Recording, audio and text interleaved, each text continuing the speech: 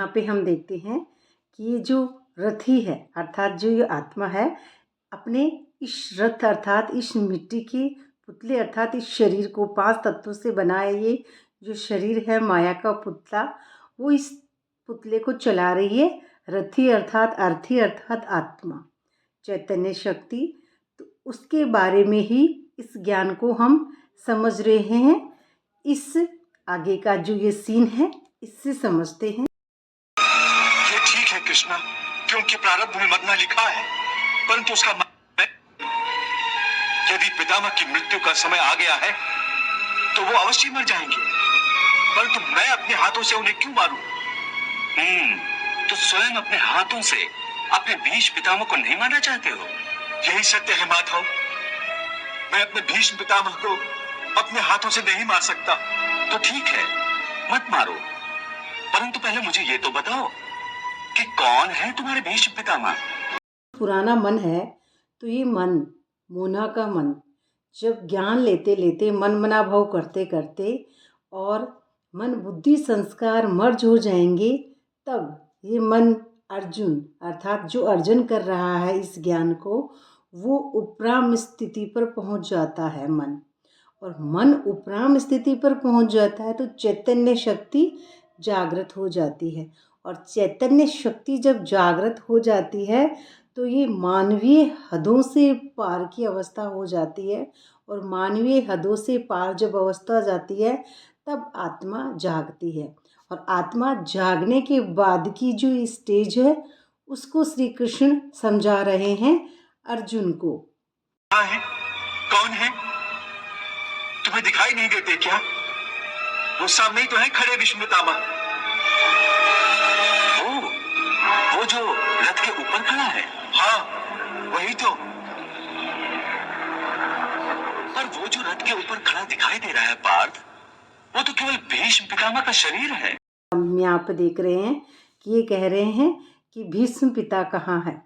ये तो शरीर है अर्थात शरीर जो कपड़े बदलता रहता है, तरह तरह के कपड़े बदलेगा, लेकिन आत्मा एक ही है। एक ही आत्मा है तो आत्मा है प्रकाश। तो जब हम निराकार स्मृति में टिक जाते हैं, मन बुद्धि संस्कार पुराने मर्ज हो जाते हैं, तो हम बेहद की स्मृति में टिकेंगे। जब थर्ड आई ओपन होती है तभी, जैसे कहते हैं हे अर्जुन, उस पक्षी की आँख में तीर साध, तो वो साधना है।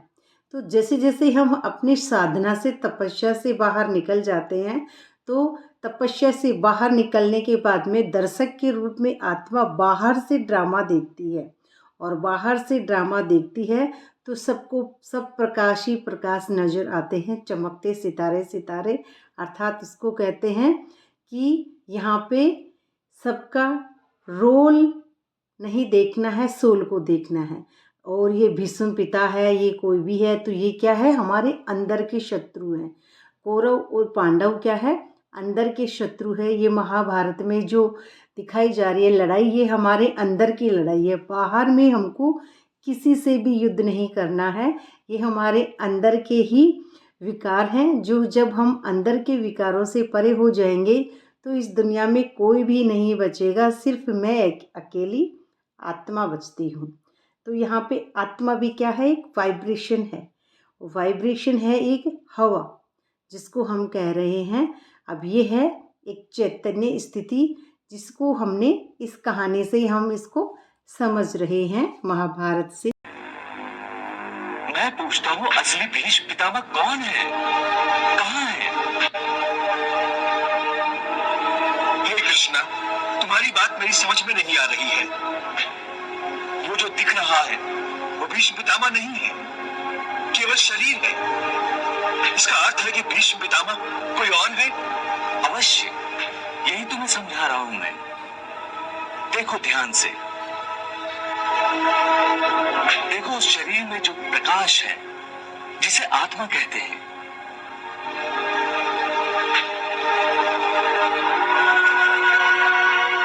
मैं तुम्हें दिव्य चक्षु प्रदान करता हूं।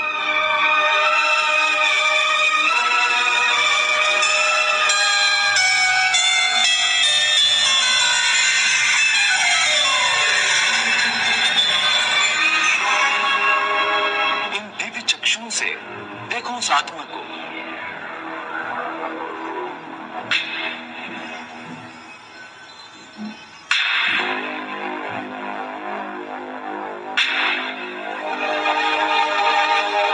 वो जो शरीर के अंदर आत्मा है, जो प्रकाश है, वही है असली भीष्म पितामह।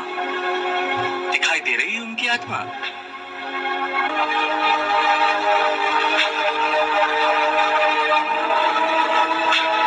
हाँ केशव। और ये दिव्य चक्षु अर्थात थर्ड आई, दिव्य चक्षु के बिना हम प्रकाश को नहीं देख सकते। अर्थात हम खुद भी उस स्टेज पे नहीं बैठ सकते जो साक्षीपन की स्टेज है। दर्शक के रूप में ड्रामा न्यारा देखना देवताई शक्ति है ये। तो ये भी दिव्य चक्षु परमात्मा ही हमको प्रदान करते हैं। जब हम परमात्मा की याद से बाहर निकल जाते हैं तो परमात्मा अमृत देंगे। तो अमृत अर्थात पंचामृत अर्थात 5 तत्वों से मरना। 5 तत्व यानी बॉडी से परे होना, बॉडी अलग और आत्मा अलग, दोनों अलग अलग अशरीरी अवस्था होना, जिसको कहते हैं दर्शक के रूप में न्यारा। हमेशा न्यारेपन की स्टेज अर्थात परमधाम अवस्था।